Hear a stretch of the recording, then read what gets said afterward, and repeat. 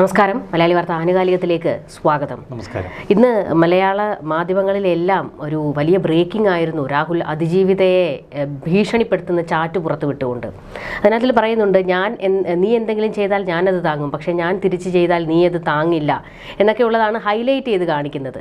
എനിക്കിനി ഒന്നും നോക്കാനില്ല എന്നുള്ളതൊക്കെ രാഹുൽ പറയുന്നുണ്ടെങ്കിലും അതിൽ മറ്റൊരു വശവും കൂടിയുണ്ട്. അതായത് അതിനകത്തിൽ പറയുന്നുണ്ട്, ഞാൻ മോശക്കാരനും നീയൊക്കെ പുണ്യാളത്തികളും, അത് കൊള്ളാമല്ലോ എന്നുള്ള ഒരു ചാറ്റ് അതിനകത്തിലുണ്ട്. പക്ഷേ ഈ മാധ്യമങ്ങൾ അതിന് വലിയ ഹൈലൈറ്റ് കൊടുക്കുന്നില്ല, മറിച്ച് ഞാൻ ചെയ്താൽ നീ അത് താങ്ങില്ല എന്നുള്ള ഒരു പരാമർശം ഏറ്റവും കൂടുതൽ എടുത്ത് കാണിക്കുന്നുണ്ട്. അത് കഴിഞ്ഞ് പിന്നെ നമ്മൾ ഇങ്ങോട്ട് വന്നപ്പോൾ കേട്ടത് ഒരു രാഹുലല്ല 2 രാഹുൽ ഉണ്ടെന്ന കഥ കേൾക്കുന്നു. അപ്പോൾ മൊത്തത്തിൽ ഈ മലയാളികൾക്ക് ഈ ഇതിലെ ഓരോ വിശദാംശങ്ങൾ പുറത്തു വരുമ്പോൾ ഞെട്ടുകയാണ്. ഞങ്ങൾ ഏത് വിശ്വസിക്കണം എന്നുള്ളതാണ് അവരെ അലട്ടുന്ന ഒരു പ്രശ്നം. പക്ഷേ രാഹുലിന് ജനപിന്തുണ കുറയുന്നതുമില്ല. ഈ സാധാരണ എന്നെ ഫോൺ ചെയ്യാറുള്ള ഒരു യുവാവ്, സ്വരം കൊണ്ട് ഒരു യുവാവിൻ്റെ സ്വരമാണ്. അദ്ദേഹം എന്നെ ഇടയ്ക്കിടയ്ക്ക് വിളിക്കാറുണ്ട്, നമ്മുടെ എന്തെങ്കിലുമൊക്കെ വാർത്തകൾ കണ്ടിട്ട് അഭിപ്രായം പറഞ്ഞ്. അദ്ദേഹം ഒരു 10 മിനിറ്റ് മുമ്പ് എന്നെ വിളിച്ചിട്ട് ഞാൻ എൻ്റെ വീട്ടുകാരോടൊക്കെ ചോദിച്ചു, വീട്ടിലിരിക്കുന്ന സ്ത്രീകളോടൊക്കെ ചോദിച്ചു, നിങ്ങളെ ആരെങ്കിലും അതിക്രൂരമായി ആക്രമിച്ച് ബലാത്സംഗം ചെയ്താൽ നിങ്ങൾ അയാളെ വിവാഹം കഴിക്കാൻ ആഗ്രഹിക്കുമെന്ന്. അപ്പോൾ ഈ പെണ്ണുങ്ങളൊക്കെ ശക്തിയുക്തം പറഞ്ഞു, ഒരു കാരണവശാലും ഇല്ല. അപ്പോൾ അയാൾ എന്നോട് 1-2 കാര്യങ്ങൾ ഇത് സംബന്ധിച്ച് ചർച്ച ചെയ്തു. നമ്മളൊന്ന് പിന്നോട്ടൊന്ന് നോക്കിക്കേ. ഒന്ന്, ആദ്യ പരാതിക്കാരിയെ ക്രൂരമായി ഉപദ്രവിച്ചു എന്നൊക്കെ ആ പരാതിക്കാരി പറയുന്നുണ്ട്. 2ാം പരാതിക്കാരിയെ അന്ന് ആ ഹോം സ്റ്റേയിലെത്തിച്ച് കഴുത്തിനമർത്തി പിടിച്ച് ചോക്കിങ്, അന്ന് ശ്വാസം നിലയ്ക്കുന്ന ഘട്ടത്തിലെത്തി. പിന്നീട് ഒരു വിധത്തിലാണ് ശ്വാസം തിരിച്ചു കിട്ടിയത്.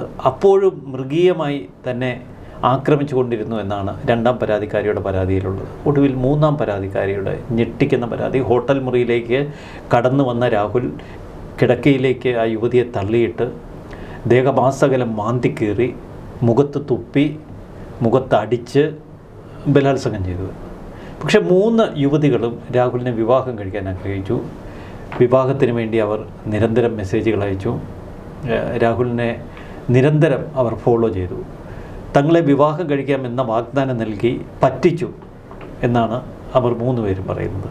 അപ്പോൾ നമുക്ക് സാമാന്യ ബോധത്തിൻ്റെ ഒരു പശ്ചാത്തലത്തിൽ നോക്കുമ്പോൾ എന്തോ ഒരു പന്തികേട്. പിന്നീട് 3 പരാതികളും നമുക്ക് ആ പരാതിയിലെ ഡീറ്റെയിൽസ് എടുത്ത് നോക്കുമ്പോൾ ഇത് ഒരേ അച്ചിൽ നിന്ന് വാർത്തതാണ്. ഈ പരാതിക്കല്ല ഒരു പൊതു സ്വഭാവം. ഈ പരാതിക്ക് പൊതു സ്വഭാവം വരുന്നതിന് 2 കാരണങ്ങളുണ്ടാകും. ഒന്ന്, ഇയാളൊരു സ്റ്റീരിയോ ടൈപ്പ് ക്രിമിനലാണെങ്കിൽ ഒരേ മോഡസ് ഓപ്പറൻഡി ആയിരിക്കും ഈ കുറ്റകൃത്യങ്ങൾക്കൊക്കെ. അത്തരമൊരു കുറ്റകൃത്യമാണ്. അങ്ങനെ ആ കുറ്റകൃത്യമാണ് രാഹുൽ ചെയ്യുന്നതെങ്കിൽ അവിടെ എൻ്റെ ഏറ്റവും വലിയ സംശയം, ഒരു കുറ്റകൃത്യം ഒരു ക്രിമിനൽ നടത്തുമ്പോൾ അത് അയാളുടെ ആദ്യ പ്രവർത്തനത്തിൽ തന്നെ ഇരയാക്കപ്പെടുന്നവർക്ക് മനസ്സിലാവും. അപ്പോൾ തന്നെ അയാളെ ചവിട്ടി താഴെയിട്ട് തള്ളിമറിച്ചിട്ട് രക്ഷപ്പെട്ട് ഇയാൾക്കെതിരെ കേസ് കൊടുത്ത് ഈ ആക്രമണത്തിനെതിരെ പ്രതികരിച്ച് ആ യുവതി സ്വയം രക്ഷപ്പെടാനല്ലേ നോക്കൂ. ഇപ്പോൾ കാനഡയിലെ യുവതിക്ക് 31 വയസ്സ്. അവർ വിദേശത്തൊക്കെ വളർന്ന നല്ല തൻ്റെ ഇടമുള്ളൊരു സ്ത്രീയാണ്. കാരണം ഇപ്പോഴത്തെ പ്രതികരണങ്ങൾ കാണുമ്പോൾ അതാണ്. അവരുടെ ഒരു ഭർത്താവും നല്ല പ്രൊഫഷണലാണ്. UK-ലേക്കൊക്കെ 2 തവണ വിമാന ടിക്കറ്റൊക്കെ രാഹുലിന് അയച്ചു കൊടുക്കണമെങ്കിൽ നല്ല സാമ്പത്തിക ശേഷിയുണ്ട്. കാരണം 10,000 രൂപയുടെ ചെരുപ്പൊക്കെയാണ് രാഹുലിന് കൊടുത്ത്, ഷഡ്ഡി വരെ മേടിക്കാനുള്ള പൈസ കൊടുത്തെന്നാണ് പറഞ്ഞത്. അപ്പോൾ അവർ സാമ്പത്തികമായിട്ടൊക്കെ നല്ല ഉയർന്ന, അവരുടെ ഹസ്ബൻഡ് ഞാൻ മനസ്സിലാക്കുന്നത് ഒരു വളരെ ഉയർന്ന ഒരു പ്രൊഫഷണലാണ്. അപ്പോൾ ലക്ഷങ്ങൾ ശമ്പളം മേടിക്കുന്ന ഒരു പ്രൊഫഷണലാണ്.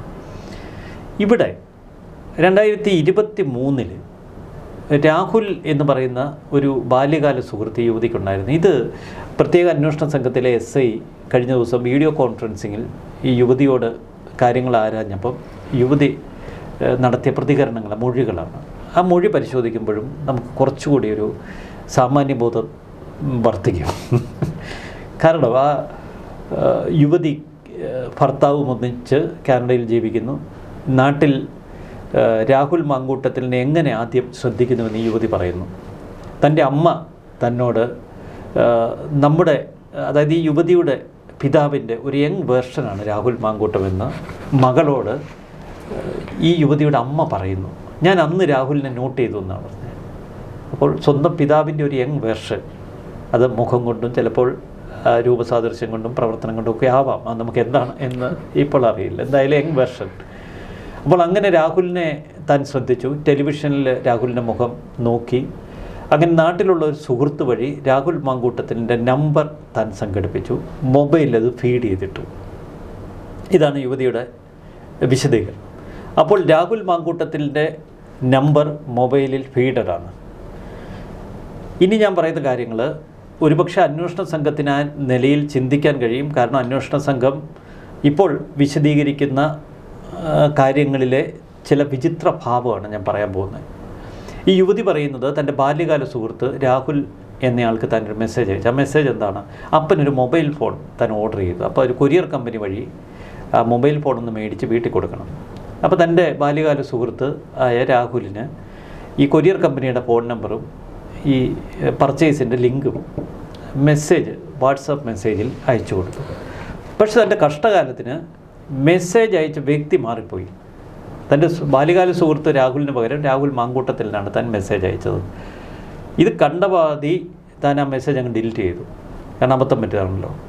പക്ഷേ ഇത് കണ്ട പാതി കേട്ട പാതി രാഹുൽ മാങ്കൂട്ടം ചാടി വീണു. ഹായ് ഹൂയ് എന്നൊക്കെ പറഞ്ഞ് മെസ്സേജുകൾ ചറപറ തിരിച്ചു വന്നു തുടങ്ങി. ഇവിടെയാണ് ഞാൻ പറഞ്ഞ സംശയം. നമ്മളൊക്കെ വാട്സാപ്പ് യൂസ് ചെയ്യുന്നവരാണ്.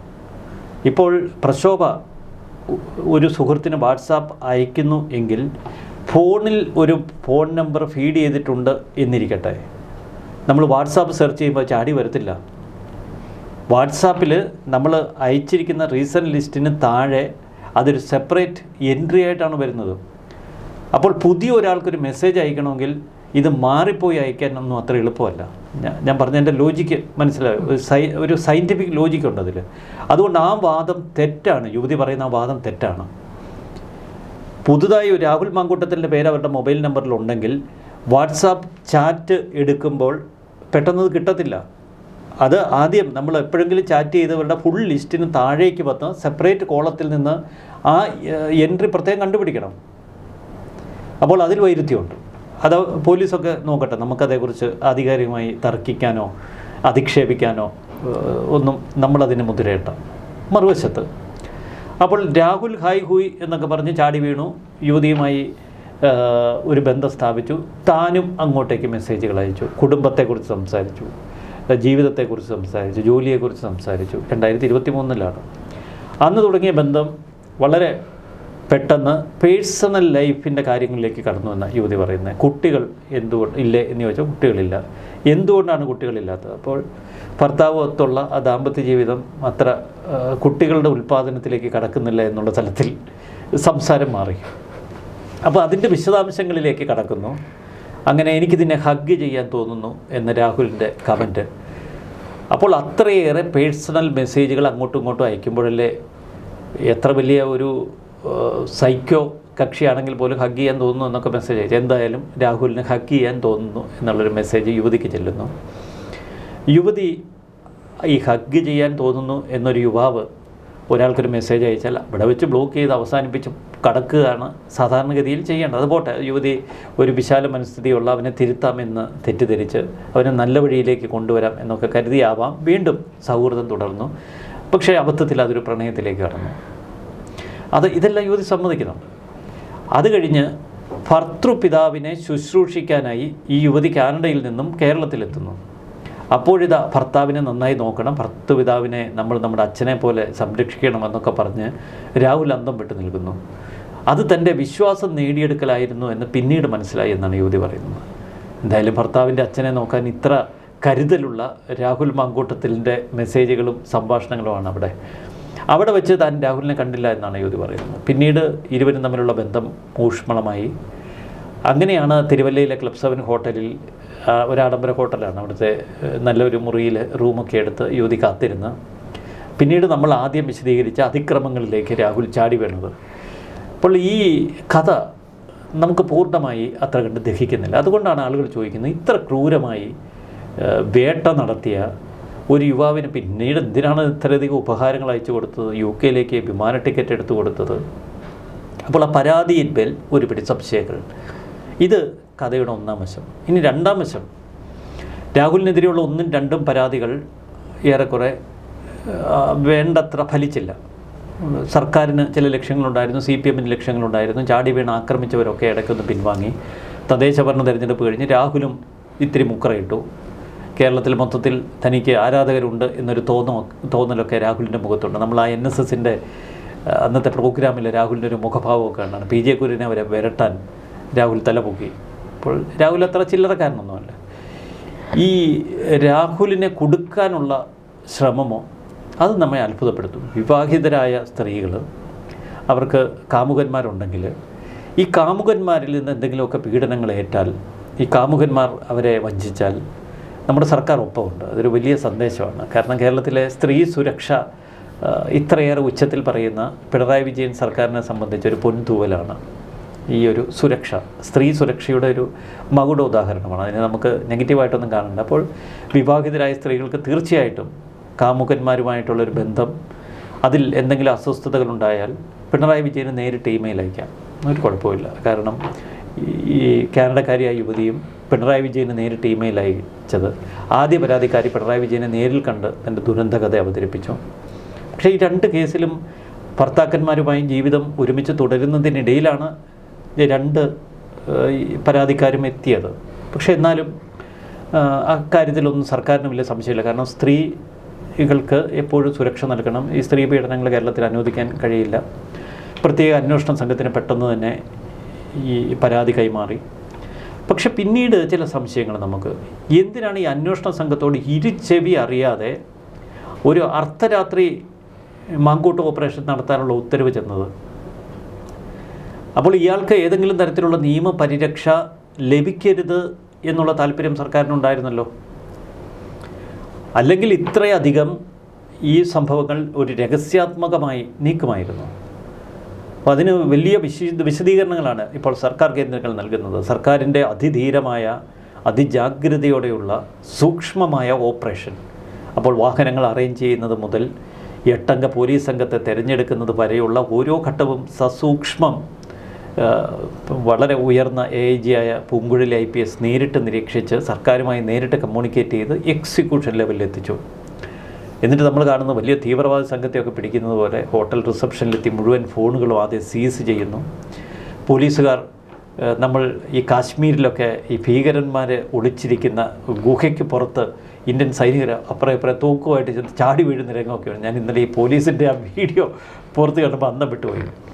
അപ്പോൾ 2 പോലീസുകാർ ഡോറിൻ്റെ 2 വശത്തേക്ക് മാറി നിൽക്കുന്നു, മറ്റ് 2 പോലീസുകാർ നേരെ മുന്നിലേക്ക് മാറി നിൽക്കുന്നു. അപ്പോൾ പോലീസിൻ്റെ ഒക്കെ പോക്കറ്റിൽ തോക്കുണ്ടെന്ന് തോന്നുന്നു. കാരണം ഈ 3 പോലീസുകാരുടെ ഒരു കൈ പോക്കറ്റിലിട്ടിട്ടുണ്ട്. അപ്പോൾ തോക്ക് എടുക്കേണ്ടി വന്നല്ലേ. രാഹുലിനി മാരകായുധമായിട്ടാണ് ചാടുന്നതെന്നറിയില്ലല്ലോ. അപ്പോൾ ഈ ഡോറിന് മുന്നിൽ വമ്പൻ ഓപ്പറേഷൻ. ഒപ്പം വനിതാ പോലീസുകാരെ സ്വാഭാവികമായിട്ട് കൂട്ടണം. കാരണം രാഹുലാണ് അകത്ത്, നമുക്കറിയില്ല. അപ്പോൾ വനിതാ പോലീസുകാരുണ്ട്. ഡോറിൽ ആദ്യം തട്ടുന്നു, സൈഡിലേക്ക് മാറി നിൽക്കുന്നു. രാഹുൽ ഇറങ്ങി വരുന്നു. പോലീസ് പറയുന്നു ഞങ്ങൾ കസ്റ്റഡിയിലെടുക്കാമെന്ന്. ഏതാണ് കേസ്? അതൊക്കെ പറയാം. സുപ്രീം കോടതി അനുശാസിക്കുന്ന ചില നിർദ്ദേശങ്ങളുണ്ട്. ഒരു അറസ്റ്റിന് പോലീസ് സംഘം എത്തുമ്പോൾ ഏത് കേസാണെന്ന് വ്യക്തമായി പറയണം. അഭിഭാഷകരെ ബന്ധപ്പെടാനുള്ള സാഹചര്യവും സ്വാതന്ത്ര്യവും നൽകണം. വീട്ടുകാരടക്കമുള്ളവരെ വിവരമറിയിക്കണം. ഈ വിവരങ്ങൾ ഒക്കെയുണ്ട്. പക്ഷേ ഇതൊക്കെ ഒരു സ്ഥിരം കുറ്റവാളിയാണെങ്കിൽ വേണ്ടത്ര പാലിക്കണ്ട. പക്ഷെ രാഹുൽ ഒരു സ്ഥിരം കുറ്റവാളിയാണ് എന്നാണ് പോലീസ് പറയുന്നത്. കാരണം 2 കൊടും ക്രൂരതകൾ രാഹുലിൻ്റെ മേലുണ്ട്. പിന്നെ ഒട്ടനവധി ആക്രമണങ്ങൾ ഈ തിരുവനന്തപുരം സിറ്റിയിലൊക്കെ നടത്തിയ പണ്ടത്തെ സമരങ്ങൾ, പിണറായി വിജയനെടോ പിണറായി എന്നൊക്കെ വിളിച്ച് രാഹുൽ വെല്ലുവിളിച്ച അനുഭവങ്ങളുണ്ട്. അപ്പോൾ വലിയ ക്രിമിനൽ തന്നെയാണ് സർക്കാരിനെ സംബന്ധിച്ച്. അവന് വേട്ടയാടപ്പെടേണ്ടവനാണ്. അപ്പോൾ അവിടെ വെച്ച് രാഹുലിനെ കസ്റ്റഡിയിലെടുക്കുന്നു. രാത്രി 12:30 കസ്റ്റഡിയിലെടുക്കുന്നത് ഒരു സാധാരണക്കാരനല്ല, ഒരു MLA. പക്ഷേ MLAക്ക് ഇങ്ങനെ അതിക്രമം നടത്താൻ പറ്റുമോ എന്നുള്ള രണ്ടാമത്തെ ചോദ്യം. ഇമാതിരി പണി ചെയ്ത. പക്ഷേ അവിടെ ചില അധിക പ്രസംഗങ്ങൾ സർക്കാർ കാട്ടിയില്ലേ എന്ന് സാധാരണ ജനം സ്വാഭാവികമായി സംശയിക്കും. ഇത്ര വലിയൊരു തിരക്ക്, ഇത്ര വലിയൊരു ധൃതി ഇതിലാവശ്യമുണ്ടായിരുന്നോ? ഒരു നോട്ടീസ് കൊടുത്ത് പോലീസ് സ്റ്റേഷനിലേക്ക് വരുമെന്ന് നോക്കുക. അയാൾ മുൻകൂർ ജാമ്യത്തിന് പോയി രാഹുൽ ഞാൻ ജാമ്യം കിട്ടുവാണെങ്കിൽ കിട്ടിക്കോട്ടെ എന്ന് വെച്ചാൽ പോരെ. പക്ഷെ അതല്ല, രാഹുലിനെ അറസ്റ്റ് ചെയ്ത് അകത്തിടുക എന്നുള്ളത് ഭരണകൂടത്തിൻ്റെ ഒരു വാശിയാണ്. ഇവിടെയാണ് കോൺഗ്രസ് എന്ന പ്രസ്ഥാനത്തിന് ചില പാളിച്ചകൾ സംഭവിക്കുന്നത്. രാഹുൽ മാങ്കൂട്ടം MLA ധാർമ്മികമായി ശരിയല്ല എന്ന് ജനങ്ങൾക്കറിയാം. അയാൾ പെൺകുട്ടികളുടെ പിന്നാലെ ഒരു ചൂഷണ മനസ്സുമായി നടക്കുന്നവനാണ് എന്നും ജനങ്ങൾക്കറിയാം. പക്ഷേ ഇവിടെ ഒരു കിരാതമായ ഭരണകൂട വേട്ട ജനങ്ങൾ തിരിച്ചറിയുന്നുണ്ട്. അതുകൊണ്ടാണ് ഈ പൊതുസമൂഹത്തിൻ്റെ പിന്തുണ ഇപ്പോഴും രാഹുൽ മാങ്കൂട്ടം എന്ന ഈ ചൂഷകന് കിട്ടിക്കൊണ്ടിരിക്കുന്നത്. മറുവശത്ത് ഈ ചൂഷണത്തിൻ്റെ തീവ്രത CPM-ലാണെങ്കിൽ ഇത്ര കണ്ടൊന്നും ബാധിക്കില്ല. കാരണം വലിയ തീവ്രതയില്ലാത്ത നീക്കങ്ങളാണ് രാഹുൽ നടത്തിയത്. ആദ്യ പരാതിക്കാരും മൂന്നാം പരാതിക്കാരിയും വിവാഹിതകളാണ്. അതുകൊണ്ട് വിവാഹ വാഗ്ദാനം നിലനിൽക്കില്ല. രാഹുൽ തന്നെ പറയുന്നു പരസ്പര സമ്മതപ്രകാരമാണ് ലൈംഗിക ബന്ധം നടന്നതെന്ന്. ആദ്യ 2 പരാതിയിലും കോടതി അത് അംഗീകരിച്ചു. ബലാത്സംഗം നടന്നിട്ടില്ല എന്ന് പറഞ്ഞു. മൂന്നാം പരാതിക്കാരി ഗർഭചിത്ര ആരോപണമൊക്കെ ഉന്നയിച്ചത് തെറ്റാണ്. കാരണം ഗർഭം സ്വാഭാവികമായി അലസിയതാണ്. പക്ഷേ അതിലൊക്കെ വലിയൊരു പ്ലാനിങ്ങും നമുക്ക് കാണാം. കാരണം അലസിയ ഭ്രൂണമെടുത്ത് സൂക്ഷിച്ചു വെക്കണമെങ്കിൽ വലിയൊരു പ്ലാനിങ് ഉണ്ട്. അപ്പോൾ ഈ പ്ലാനിങ്ങിന് പിന്നിൽ നേരത്തെ മുതൽ എന്തെങ്കിലും ആസൂത്രണം നടന്നിരുന്നോ? അത് നമ്മൾ സംശയിക്കുന്നത് ഈ ഭരണകൂടത്തിൻ്റെ തിരക്ക് കാണുമ്പോൾ, ഈ ഭരണകൂടത്തിൻ്റെ ഒരു ആവേശം കാണുമ്പോൾ. രാഹുലിനെ അകത്താക്കുക, അതിനുള്ള ഒരു മാസ്റ്റർ പ്ലാൻ ആരൊക്കെയോ ചേർന്ന് തയ്യാറാക്കി. അത് ഉറപ്പിക്കുന്നതാണ് ഈ ഓരോ നീക്കവും. അങ്ങനെ രാഹുലിനെ നേരെ പത്തനംതിട്ട AR ക്യാമ്പിലെത്തിക്കുന്നു. കൊച്ചു വെളുപ്പാൻ കാലത്തെ ഓർക്കണം, ഒരു വിവാഹിതയായ സ്ത്രീ തൻ്റെ കാമുകൻ തന്നെ പറ്റിച്ചു എന്ന് പറഞ്ഞ് ഒരു മുഖ്യമന്ത്രിക്ക് ഒരു ഇമെയിൽ അയക്കുന്നു. അത് കേരളത്തിൻ്റെ മുഖ്യമന്ത്രിയാണ്. ഒരു സംസ്ഥാനത്തിൻ്റെ മുഖ്യമന്ത്രി ഒരു പ്രത്യേക അന്വേഷണ സംഘത്തിന് അത് കൈമാറി പറയുന്നു, ഇവനെ രായ്ക്ക് രാമാനം പൊക്കി AR ക്യാമ്പിലെടുത്തിട്ട് ഇവനെ റിമാൻഡ് ചെയ്യിപ്പിക്കാൻ പറയുന്നു. ഈ ഒരു ആവേശം നമ്മൾ മറ്റ് കേസുകളിലൊന്നും കാണുന്നില്ല. അതുകൊണ്ട് ചില സംശയമുണ്ട്. എന്തായാലും AR ക്യാമ്പിൽ പൂങ്കുഴലി എത്തുന്നു. ഇവിടെയാണ് നമുക്ക് ട്വിസ്റ്റുകളുടെ തുടക്കം. ഇതുവരെ ഉള്ളത് ഒരു കഥയാണ്. ഇതിൻ്റെ തിരക്കഥ സർക്കാർ എഴുതി. ഭരണകൂടത്തിൻ്റെ തിരക്കഥ പത്തനംതിട്ട AR ക്യാമ്പിൽ പൂങ്കുഴലിയുടെ മുന്നിൽ രാഹുൽ മാങ്കൂട്ടം നിൽക്കുന്നത് വരെ എത്തി നിൽക്കുന്നു. പക്ഷെ അവിടെ പൂങ്കുഴലി എത്തിയപ്പോൾ തിരക്കഥ മറ്റൊരു തലത്തിലേക്ക് മാറി. രാഹുലിത ചിരിച്ചുകൊണ്ട് നിൽക്കുന്നു. രാഹുലിത പൂങ്കുഴലി അടക്കമുള്ള പോലീസ് ഉദ്യോഗസ്ഥരോട് പറയുന്നു, ഈ കേസൊന്നും നിൽക്കത്തില്ല. ഞാനും ആ പെണ്ണും തമ്മിൽ, ഞാനും ആ യുവതിയും തമ്മിൽ പരസ്പര സമ്മതത്തോടെയുള്ള ബന്ധമാണ്. അവൾ വിവാഹിതയാണ് എന്ന് പോലും തനിക്കറിയില്ലായിരുന്നു. ഇപ്പോൾ കോടതിയിലും അത് തന്നെയാണ് രാഹുൽ കൊടുത്തിരിക്കുന്നത്. വിവാഹിതയാണ് എന്ന് തിരിച്ചറിഞ്ഞപ്പോൾ താൻ ഓടി രക്ഷപ്പെട്ടു, തന്നെ ചതിക്കുകയായിരുന്നുവെന്ന്. ഈ യുവതി തന്നെ ചതിക്കുകയായിരുന്നുവെന്ന ഒരു വാദമാണ് ഇപ്പോൾ രാഹുൽ മുന്നോട്ടെടുത്തിരിക്കുന്നത്. വിവാഹിതയാണ് എന്ന വിവരം തന്നോട് മറച്ചു വെച്ച് താനുമായി ചങ്ങാത്തത്തിന് വന്നു. താൻ ആ യുവതിയുമായി പ്രണയത്തിലായി. പരസ്പര സമ്മതത്തോടെ തങ്ങൾ ലൈംഗിക ബന്ധം തുടർന്നു. പക്ഷെ പിന്നീട് വിവാഹിതയാണ് എന്ന് മനസ്സിലാക്കിയ താൻ അതിൽ നിന്ന് പിൻവാങ്ങി. അപ്പോൾ ചതിച്ചത് എന്നെയാണ്, യുവതി തന്നെ ചതിക്കുകയായിരുന്നുവെന്നാണ് ഇപ്പോൾ രാഹുൽ പോലീസ് സംഘത്തിന് മുന്നിൽ വളരെ കൂളായിട്ട് പറയുന്നത്, കോടതിയിൽ പറയുന്നത്. ഇവിടെ നിന്ന് വേണം നമ്മൾ ഈ യുവതിയെ രാഹുൽ ഭീഷണിപ്പെടുത്തിയ കഥ കൂടി ഒന്ന് പരിശോധിക്കാൻ. അപ്പോൾ രാഹുലിൻ്റെ മനസ്സിൽ വ്യക്തമായൊരു ചിത്രമുണ്ട് ഈ യുവതിയുമായുള്ള ബന്ധത്തിൻ്റെ പശ്ചാത്തലത്തിൽ. കാരണം ഇപ്പോൾ രാഹുലിനെ സംബന്ധിച്ച് ഈ കാര്യത്തിൽ ഭയങ്കര എക്സ്പെർട്ടൈസ് ഉള്ള ഒരു കഥാപാത്രമാണ്. ഈ യുവതികളെ പീഡിപ്പിക്കുന്ന കാര്യത്തിൽ മാത്രമല്ല, ഈ യുവതികളെ പീഡിപ്പിച്ച കേസുകൾ നടത്തുന്നതിലും. അപ്പോൾ അതിനെ എങ്ങനെ നിയമപരമായ പരിരക്ഷയ്ക്കുള്ളിൽ നിന്നുകൊണ്ട് ഇതൊക്കെ മുന്നോട്ട് കൊണ്ടുപോകണമെന്ന നിശ്ചയമുണ്ട്. അതുകൊണ്ട് ആ ഒരു കരുത്താണ് പിണറായി വിജയൻ്റെ പോലീസിനെ വെല്ലുവിളിക്കാൻ രാഹുലിന് കരുത്തായത്. തൊട്ടിപ്പുറത്ത് കോടതിയിൽ തൻ്റെ വാദഗതികൾ ഉന്നയിച്ച് ശാസ്ത്രമംഗല അജിത്ത് ഉൾപ്പെടെയുള്ള അഭിഭാഷക നിരയെ നിർത്താൻ രാഹുലിന് സാധിക്കുന്നതും ആ ആത്മവിശ്വാസത്തിലാണ്. ഇവിടെയാണ് നമ്മൾ നേരത്തെ പ്രക്ഷോഭ പറഞ്ഞതുപോലെ യുവതിയെ ഭീഷണിപ്പെടുത്തിയ വാർത്ത ഇന്ന് മാധ്യമങ്ങളൊക്കെ കൊടുക്കുന്നത് അതിജീവിതയെ അധിക്ഷേപിച്ച, അതിജീവിതയെ ഭയപ്പെടുത്തിയ രാഹുലിൻ്റെ കൊടും ക്രൂരതയെക്കുറിച്ചാണ്. പക്ഷെ അവിടെ നമ്മളൊരു കാര്യം ഓർക്കണം, നിന്നെ പാർട്ടി സസ്പെൻഡ് ചെയ്തു, നിൻ്റെ ഇമേജൊക്കെ നഷ്ടപ്പെട്ടു, നീ അത് വീണ്ടെടുക്കാനുള്ള ശ്രമമാണിപ്പോൾ നടത്തുന്നത്. ഞങ്ങളുടെയൊക്കെ ജീവിതം നശിപ്പിച്ചിട്ട് നിനക്കത് നേടിയെടുക്കാൻ ഞങ്ങൾ അനുവദിക്കില്ല എന്ന യുവതിയുടെ ഒരു ചാറ്റുണ്ട്, നമ്മളത് വായിച്ചു. അതിന് തുടർച്ചയായിട്ട് ഇയാൾ പൊട്ടിത്തെറിക്കുന്ന കാണുന്നത്. അപ്പോൾ അങ്ങോട്ടൊരു ഭീഷണി ഇട്ടപ്പോൾ യുവതിയുടെ ഉള്ളിലൊരു പകയുണ്ട്, തന്നെ പറ്റിച്ചു എന്നുള്ളൊരു പക. അത് ഏത് പ്രണയത്തിലുണ്ട്. അതിനി ഒരു വിവാഹിതയായ യുവതി ഒരു കാമുകരുമായിട്ട് ചേർന്ന് ഒരു ബന്ധം കൊണ്ടുപോകുന്നതിനിടയിൽ അവൻ എന്തെങ്കിലും തേപ്പ് കൊടുത്താൽ പകയുണ്ടാകും. അതിന് വിവാഹ ജീവിതത്തിൽ ഏർപ്പെട്ട യുവതിയെന്നല്ല, 2 പുരുഷന്മാർ തമ്മിലുള്ള സൗഹൃദത്തിൽ അങ്ങോട്ടും ഇങ്ങോട്ടും ചതിച്ചാൽ പോലും പകയുണ്ടാകും. സൗഹൃദങ്ങളിൽ പകയുണ്ട്, പ്രണയത്തിൽ പകയുണ്ട്, സിറ്റുവേഷൻഷിപ്പിൽ പകയുണ്ട്, ലിവിങ് ടുഗദറിൽ പകയുണ്ട്. അപ്പോൾ സ്വാഭാവികമായി യുവതിക്ക് പക, അത് നമുക്ക് സ്വാഭാവികമായിട്ട് ആ യുവതിയെ കുറ്റം പറഞ്ഞിട്ട് കാര്യമില്ല. കാരണം അവരെ സംബന്ധിച്ച് അവരൊരു വിവാഹിതയായ യുവതിയാണ്, രാഹുൽ മാങ്കൂട്ടവുമായി പരിചയത്തിലാകുന്നു. ഇതിലൊന്നും തെറ്റു പറയാൻ പറ്റത്തില്ല. മനുഷ്യ സഹജമായ വീഴ്ചകൾ അല്ലെങ്കിൽ മനുഷ്യ സഹജമായ മോഹങ്ങൾ അങ്ങനെ രാഹുലിലേക്ക് വരുന്നു.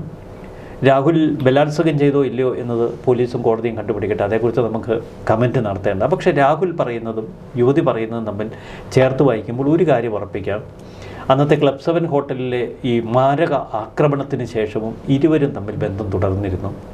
ഇരുവർക്കുമിടയിൽ വലിയ ചങ്ങാത്തമുണ്ടായിരുന്നു. അതുകൊണ്ടാണല്ലോ പാലക്കാട് 3 ബെഡ്റൂം വേണോ 2 ബെഡ്റൂം വേണോ എന്നുള്ള തർക്കം രണ്ടുപേരും തമ്മിൽ നടത്തിയത്. 2 ബെഡ്റൂമിനുള്ള പൈസ എൻ്റെ കയ്യിലുള്ളൂ എന്ന് യുവതി, 3 ബെഡ്റൂം തന്നെ വേണം എന്ന് രാഹുൽ.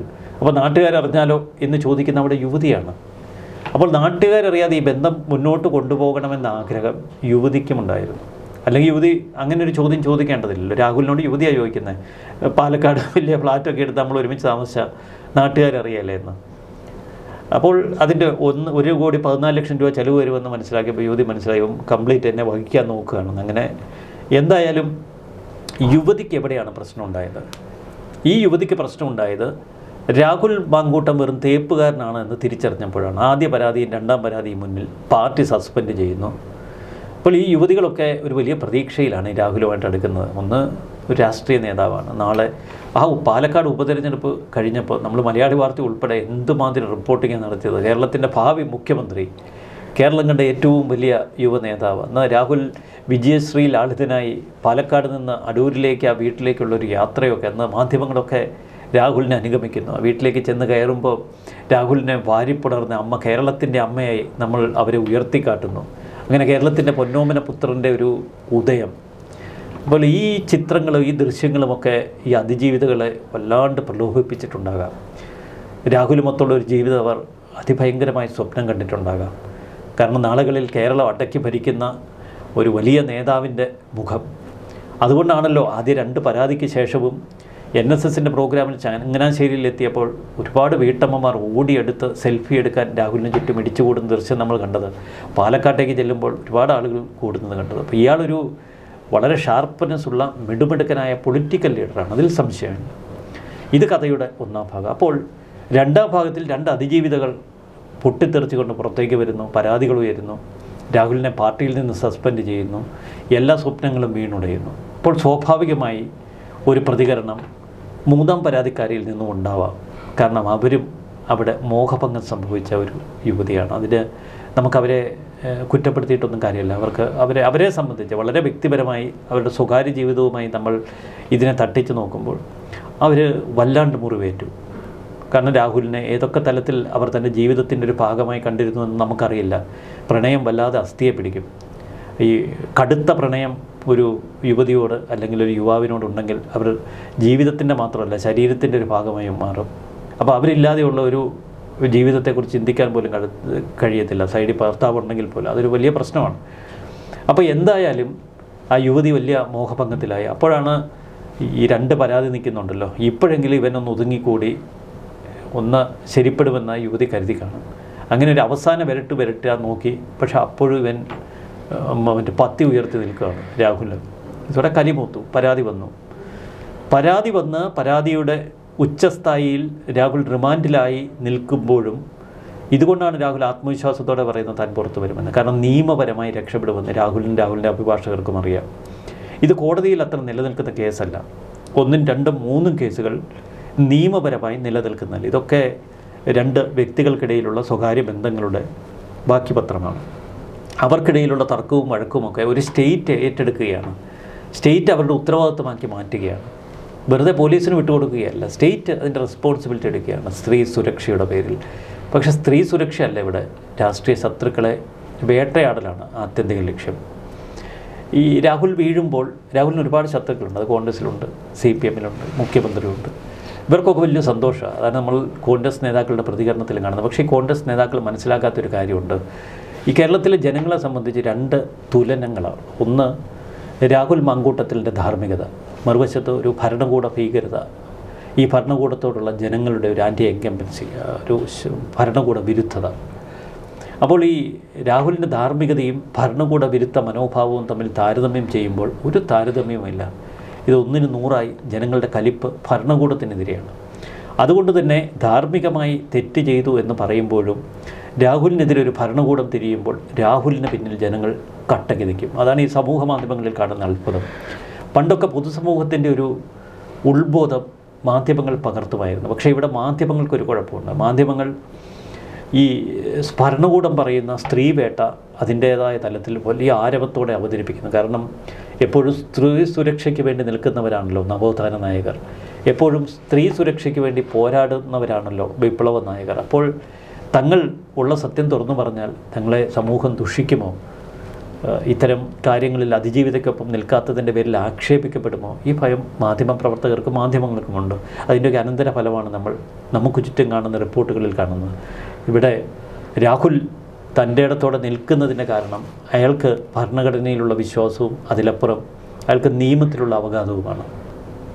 ഇവിടെ ഇതൊക്കെ പറയുമ്പോഴും കഴിഞ്ഞ ഒരു ദിവസം ഭരണകൂടത്തെയും അതുപോലെ തന്നെ പോലീസിനെയും വെല്ലുവിളിച്ചുകൊണ്ട് രാഹുൽ പറയുന്നുണ്ട്, ഞാൻ തിരിച്ചു വരും, ഞാൻ സ്വതന്ത്രനായി നിന്ന് മത്സരിക്കും എന്ന് പറയുമ്പോൾ അത് അയാളുടെ ഒരു അഹങ്കാരം തന്നെയല്ലേ. കാരണം ഞാൻ എന്ത് ചെയ്താലും അതൊന്നും ഒരു വിഷയമല്ല. ഇവിടെ ഒരു ഭരണവിരുദ്ധത ഉള്ളത് കൊണ്ട് തന്നെ ജനങ്ങൾ എനിക്കൊപ്പം നിൽക്കും.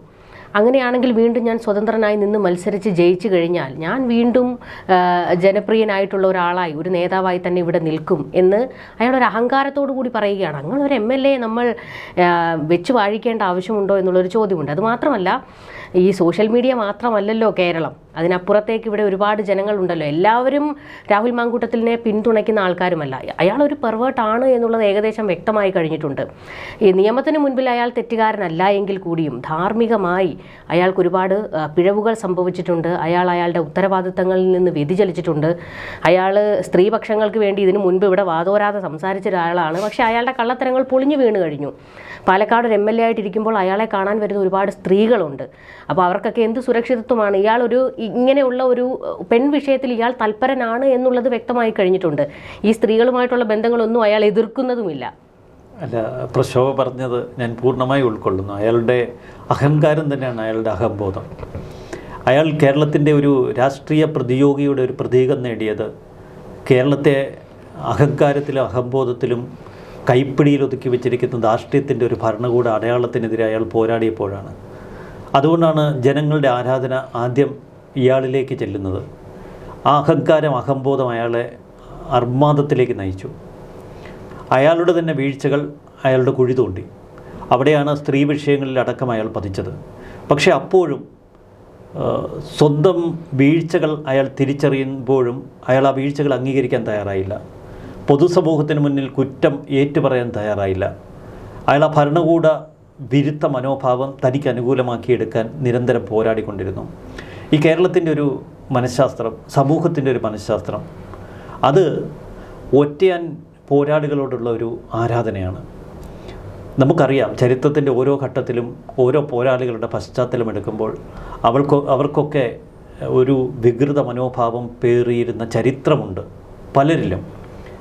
ഏകാധിപതികൾ ജനിക്കുമ്പോൾ ഏകാധിപതികളുടെ ഉള്ളിൽ അവരറിയാതെ കൂടുന്ന ഒരുപാട് ദുഷിപ്പുകളുണ്ട്. കാരണം ഏകാധിപതിക്ക് ഭയം അവരുടെ ജീവിതത്തിൽ കുറഞ്ഞു വരും. ഇവിടെ ഭയം കുറഞ്ഞ രാഹുൽ മാങ്കൂട്ടം എന്ന ഒരു പോരാളിക്ക് അയാളുടെ മുന്നിൽ ഒരൊറ്റ ശത്രുവാണ് പിണറായി വിജയൻ. പിണറായി വിജയനെതിരെയുള്ള യുദ്ധത്തിൽ ജനങ്ങളെ അയാൾക്കൊപ്പം നിർത്താൻ കഴിഞ്ഞു. ആ അഹംബോധം അയാളുടെ അഹങ്കാരമായി. പിന്നീട് ആദ്യ 2 പരാതികൾ തട്ടിയെറിഞ്ഞപ്പോൾ അയാളുടെ കരുത്ത് അയാൾ തിരിച്ചറിയുന്നു. അവിടെ ജനങ്ങളുടെ പിന്തുണ സമൂഹ മാധ്യമങ്ങളുടെ ഈ സ്പന്ദമാവിന് വെച്ചല്ല അയാൾ തിരിച്ചറിഞ്ഞത്. സമൂഹത്തിൻ്റെ പിന്തുണ അയാൾ തിരിച്ചറിഞ്ഞത് അയാൾ വീട്ടിൽ നിന്നും, അടൂരിലെ വീട്ടിൽ ആദ്യ 20 ദിവസം അടച്ചുപൂട്ടിയിരുന്നു. ആദ്യ പരാതിയല്ല, ആദ്യ ആക്രോശങ്ങൾ ഉയർന്നപ്പോൾ ചാനലുകളിൽ. പിന്നീട് ആദ്യ പരാതി ഉയർന്നപ്പോൾ അയാൾ കേരളം വിട്ട് ഓടി. തമിഴ്നാട്ടിലും കർണാടകയിലുമായി ഏകദേശം 1 മാസത്തോളം അയാൾ ഒളിവിൽ കഴിഞ്ഞു. അവിടെ നിന്നുള്ള തിരിച്ചുവരവ്, ആ തിരിച്ചുവരവിൽ അയാൾ അടൂരിലെ വീട്ടിൽ കയറി കതക് കുറ്റിയിട്ടിരിക്കുമായിരുന്നു. അയാൾക്ക് സമൂഹത്തിൽ നിന്നൊരു സ്വീകാര്യത കിട്ടിയില്ലായിരുന്നുവെങ്കിൽ അയാൾക്ക് എന്തുകൊണ്ട് ആ സ്വീകാര്യത കിട്ടിയെന്ന് നമ്മൾ പരിശോധിക്കണം. ഒന്ന്, ഈ പരാതിയിന്മേൽ സർക്കാർ കാട്ടിയ തിടുക്കം, വന്യമായ രാഹുൽ വേട്ട. 3, രാഹുലിനെ തീർത്ത് എന്നേക്കുമായി കുഴിച്ചു മൂടാമെന്നുള്ള ഒരു വ്യഗ്രത. ഈ സർക്കാരിൻ്റെ തിടുക്കം, ഈ ഭ്രാന്ത്, അത് ജനങ്ങൾ പെട്ടെന്ന് തിരിച്ചറിഞ്ഞു. മറുവശത്ത് കോൺഗ്രസിലെ വൃദ്ധ നേതൃത്വത്തിനെതിരെ ഉയർന്നു വന്ന ഒരു യുവ നേതാക്കളുടെ പ്രതീകമായി ഇയാൾ മാറിയിരുന്നു. ആ വൃദ്ധ നേതാക്കൾ പലപ്പോഴും സാംസ്കാരിക സംസാരിക്കുമ്പോഴും അവർ ഈ സാൻമാർഗിക സാരോപദേശം നടത്തുമ്പോഴും അവരുടെ നെഞ്ചകത്തേക്ക് ഒരുപാട് കൈവിരലുകൾ തിരിച്ചു വച്ചിരുന്നു. ഇതൊക്കെ പല നേതാക്കളും ചെയ്യുന്നതല്ല എന്ന ചോദ്യം, അതിൻ്റെ നമുക്കറിയാം തീവ്രത, അത് വേറിട്ട് നിൽക്കും. രാഹുൽ പെൺവേട്ടക്കാരൻ എന്ന നിലയിൽ വീഴ്ചകൾ നേരിടേണ്ടവൻ തന്നെയാണ്. പക്ഷേ അയാൾക്കുള്ള ജനപിന്തുണ അളക്കാൻ ഇവിടുത്തെ മാധ്യമങ്ങൾക്ക് അവകാശമില്ല, ഇവിടുത്തെ മാധ്യമ പ്രവർത്തകർക്ക് അവകാശമില്ല. അയാൾ ആത്യന്തികമായി എന്നേക്കുമായി അസ്തമിച്ചു എന്ന് വിലയിരുത്താനും വരട്ടെ. കാരണം അയാൾ പറയുന്നത് അയാൾക്ക് ജനങ്ങളുടെ പിന്തുണയുണ്ടെന്ന്. അയാൾ സ്വതന്ത്രനായി മത്സരിക്കട്ടെ. പാലക്കാട് അയാൾ സ്വതന്ത്രനായി മത്സരിച്ച് ജയിച്ചാൽ അത് മറ്റൊരു സന്ദേശമാണ് സമൂഹത്തിനും ഭരണകൂടത്തിനുമൊക്കെ നൽകുന്നത്. കാരണം സാംസ്കാരികത, സാൻമാർഗികത, സദാചാരം ഇതൊക്കെ വരിച്ചു വയ്ക്കപ്പെട്ട ചില ചട്ടക്കൂടുകളിലല്ല കാണേണ്ടത്. അതിനൊക്കെ അതിൻ്റേതായ ചില പ്രശ്നങ്ങളുണ്ട്. എൻ്റെ കാഴ്ചപ്പാടും പ്രശോഭയുടെ കാഴ്ചപ്പാടും വ്യത്യസ്തമാണ്. സമൂഹത്തിൻ്റെ കാഴ്ചപ്പാട് വ്യത്യസ്തമാണ്. സമൂഹം ഒരു വിലയിരുത്തൽ നടത്തുന്നത് ഒരു വ്യക്തിയുടെ വീഴ്ച നോക്കി മാത്രമല്ല, ആ വീഴ്ചയും അയാളുടെ പ്രവർത്തന പശ്ചാത്തലവും നോക്കും. മറുവശത്ത് അയാൾ എന്തിനെ എതിർക്കുന്നു, ഈ വീഴ്ച തൽക്കാലം സഹിക്കാവുന്നതാണോ എന്ന് പരിശോധിക്കും. ഒരു MLA എന്ന നിലയിൽ രാഹുലിന് ഏത് സ്ത്രീയെ കാണുമ്പോഴും ഇത്തരം ചില പ്രശ്നങ്ങളുണ്ട് എന്ന് നമ്മൾ മനസ്സിലാക്കുന്നത് സമൂഹ മാധ്യമങ്ങളിൽ ചിലർ ഉയർത്തുന്ന ആക്രോശങ്ങളിലാണ്, നമുക്ക് മുന്നിൽ വരുന്ന പരാതികളുടെ പശ്ചാത്തലത്തിലാണ്, അതിലപ്പുറം ഇയാളുടെ രാഷ്ട്രീയ എതിരാളികൾ പറഞ്ഞ് വയ്ക്കുന്ന ആരോപണങ്ങളിലാണ്. അല്ല, അയാൾ സമ്മതിക്കുന്നുണ്ടത്, ഇവരുമായിട്ടെല്ലാം എനിക്ക് ലൈംഗിക ബന്ധമുണ്ടായിരുന്നു സമ്മതിക്കുന്നുണ്ട്. ഈ 3 സ്ത്രീകളായിട്ട് ഈ പരാതി വന്ന 3 സ്ത്രീകളുമായി തനിക്ക് ലൈംഗിക ബന്ധമുണ്ട് എന്ന് അയാൾ സമ്മതിക്കുന്നുണ്ട്. പരസ്പര സമ്മതത്തോടെയുള്ള ബന്ധമാണ് എന്നും ഇയാൾ സമ്മതിക്കുന്നുണ്ട്. അത് നിലനിൽക്കവേ അയാളെ അംഗീകരിക്കാൻ കഴിയുമോ ഇല്ലയോ എന്ന് പൊതുസമൂഹമാണ് തീരുമാനിക്കേണ്ടത്, ഞാനോ പ്രശോഭയല്ല. പക്ഷേ അത് പൊതുസമൂഹം തീരുമാനിക്കട്ടെ. അയാളെ അകറ്റണോ എന്ന് തീരുമാനിക്കുന്നത് ഇന്ത്യൻ ഭരണഘടനയുടെ അടിസ്ഥാനത്തിലായിരിക്കണം. അയാൾക്കെതിരെ ശിക്ഷ വിധിക്കേണ്ടത് കോടതിയാണ്. പോലീസ് ഇവിടെ ആവേശം കാണിച്ചു എന്ന് ഏതൊരു കൊച്ചു കുഞ്ഞിനും അറിയാം. രാത്രി 12:30 അയാളെ തൂക്കിയെടുത്ത് പത്തനംതിട്ട AR ക്യാമ്പിലെത്തിച്ച് റിമാൻഡിലാക്കിയ കഥ കേരളത്തിലെ കൊച്ചുകുട്ടികൾക്ക് അറിയാം. ആ ആവേശമാണ് ജനങ്ങളെ മറ്റൊരു തരത്തിൽ ചിന്തിപ്പിക്കുന്നത്. ഞാൻ ഒരിക്കലും രാഹുലിൻ്റെ ഒരു ചെയ്തിക്കും ഒപ്പമല്ല. പക്ഷേ ഭരണകൂട ഭീകരതയ്ക്കെതിരെ ഇയാൾ പൊരുതുമ്പോൾ അയാൾക്കൊപ്പം വലിയൊരു സമൂഹമുണ്ടോ എന്ന് നമുക്ക് പൂർണ്ണമായി നിർണ്ണയിക്കാൻ വയ്യ. നമുക്ക് മുന്നിൽ വരുന്ന മറുപടികൾ, നമുക്ക് മുന്നിൽ വരുന്ന പ്രതികരണങ്ങൾ, നമുക്ക് മുന്നിൽ വരുന്ന സമൂഹ മാധ്യമ കമൻറ്റുകൾ, അതിൽ നിന്ന് സാമാന്യബോധത്തിൽ നിന്ന് രൂപപ്പെടുത്തിയെടുത്ത ഒരു വിചാരധാര മാത്രമേ ഇപ്പം നമുക്കുള്ളൂ. അതിലപ്പുറം അയാൾക്ക് സമൂഹത്തിൽ അംഗീകാരമുണ്ടോ എന്ന് അയാൾ തന്നെ തെളിയിക്കട്ടെ. അത് അയാൾ തന്നെ ജീവിതം തിരുത്തേണ്ടത് തിരുത്തട്ടെ. പക്ഷേ ആത്യന്തികമായി ഈ പെൺവേട്ട അത് അംഗീകരിക്കാൻ കഴിയില്ല. വ്യക്തിപരമായി നമുക്ക് ഇപ്പോൾ വ്യക്തിപരമായി നമ്മൾ സംസാരിക്കുമ്പോൾ തുടർച്ചയായി ഒന്നൊന്നായി സ്ത്രീകളിലേക്ക് പകർന്നാട്ടം നടത്തുന്ന ഇയാളുടെ ഒരു സൈക്കോളജിക്കൽ വീഴ്ച അല്ലെങ്കിൽ അയാളുടെ ഒരു രതി വൈകൃതം അതിന് നമുക്ക് അംഗീകരിക്കാൻ കഴിയില്ല. പക്ഷെ അവിടെയും ഇയാളൊരു വിവാഹിതനല്ല, ആ ഒരു എക്സ്ക്യൂസ് നമ്മൾ കൊടുക്കണം. അങ്ങനെ ആ ഒരു എക്സ്ക്യൂസ് ഇവിടുത്തെ സ്ത്രീകൾ എന്തിനാ അയാൾക്ക് കൊടുക്കണം? സ്ത്രീകൾ കൊടുക്കേണ്ട, സ്ത്രീകൾ അങ്ങോട്ട് ചെല്ലാതിരുന്നാൽ മതി.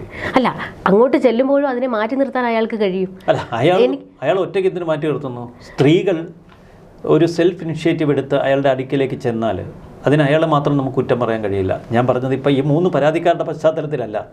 ഇനി ആർക്കെങ്കിലുമൊക്കെ അതിബോധം തോന്നി രാഹുലിലേക്ക് അങ്ങോട്ട്, രാഹുൽ മാത്രമല്ല രാഹുലിനെ പോലെയുള്ള കഥാപാത്രങ്ങളിലേക്ക് അങ്ങോട്ട് ആകർഷിക്കപ്പെട്ട് ചെന്നാൽ നമുക്ക് ഒരാളെ മാത്രം കുറ്റപ്പെടുത്താൻ കഴിയില്ല. അതിൽ 2 കൂട്ടരെയും കുറ്റപ്പെടുത്തേണ്ടി വരും.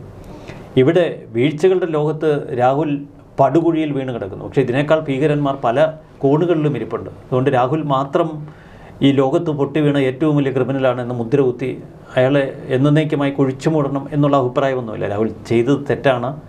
ഒരു കാരണവശാലും ധാർമ്മികതയുടെ അളവുകോൽ വെച്ച് നോക്കുമ്പോൾ ഇത് പച്ചയ്ക്ക് വൃത്തികേടാണ്, അതൊക്കെ സത്യമാണ്. പക്ഷെ അതിലപ്പുറം ഇതിൽ രാഹുലിനെ മാത്രം നമുക്കിതിലൊന്നും കുറ്റം പറയാൻ കഴിയില്ല. ആ സ്ത്രീകളെ മാത്രവും നമുക്ക് കുറ്റം പറയാൻ 2 കൂട്ടർക്കുണ്ട്. എന്നിട്ട് ഒരു കൂട്ടർ മൃഗീയമായി പീഡിപ്പിച്ചു, മറ്റേ നമുക്കതിൻ്റെ വിശദാംശങ്ങളിലേക്ക് പോകണ്ട, അത് ജീവിതങ്ങളുടെ പരാതിയാണ്.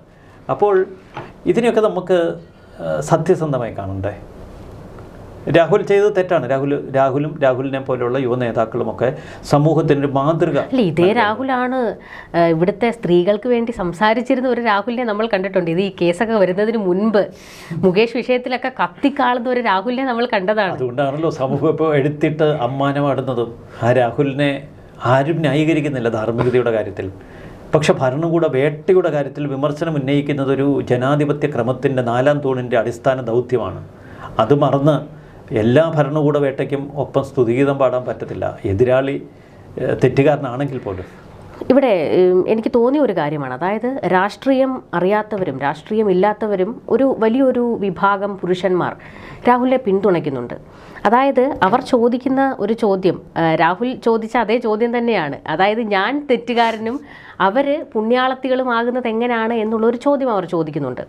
നമുക്കറിയാം, ഈ സ്ത്രീകൾക്ക് അനുകൂലമായ നിയമങ്ങൾ പലപ്പോഴും ദുരുപയോഗം ചെയ്യപ്പെടുമ്പോൾ അതിൽ പെട്ടുപോകുന്ന ഒരുപാട് പുരുഷന്മാരെ നമ്മൾ കണ്ടിട്ടുള്ളതാണ്. എത്രയോ വാർത്തകൾ നമ്മൾ ഇതിനു മുൻപ് ചെയ്തിട്ടുള്ളതാണ്. അപ്പോൾ ആ ഒരു ചിന്താബോധത്തിൽ നിന്നായിരിക്കാം ഈ പുരുഷന്മാർ ഞങ്ങൾക്ക് വേണ്ടി സംസാരിക്കാൻ ഞങ്ങൾ മാത്രമേ ഉള്ളൂ എന്ന് പറഞ്ഞുകൊണ്ട് രംഗത്തേക്ക് വരികയും സ്ത്രീകളോടൊപ്പം നിൽക്കാൻ അവർ തയ്യാറാകാതിരിക്കുകയും ഇവിടെ രാഹുലിനും പറയാനുണ്ട് എന്ന് അവർ പറയുന്നത് ഒരു വലിയ സ്റ്റേറ്റ്മെൻ്റാണ്. ഇതെന്താണെന്നറിയോ, നമ്മുടെ കേരളത്തിലെ ഈ പുരുഷ സമൂഹം വലിയൊരു സമ്മർദ്ദം അനുഭവിക്കുന്നുണ്ട്. കാരണം ഇവർക്കൊരു ഉൾപ്പേടി എപ്പോഴും ഉണ്ട് പുരുഷന്മാർക്ക്.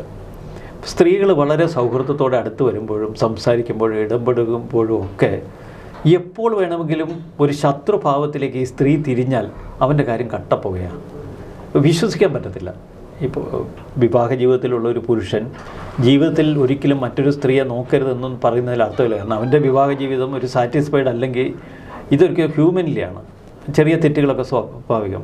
അതുപോലെ തന്നെ സ്ത്രീകളെ സംബന്ധിച്ചും വൈവാഹിക ജീവിതത്തിൻ്റെ ഒരു ആത്യന്തിക വിധിയെഴുത്തായി ഒരു അന്ത്യക്കുറിപ്പായിട്ടൊന്നും മാറ്റേണ്ടതില്ല.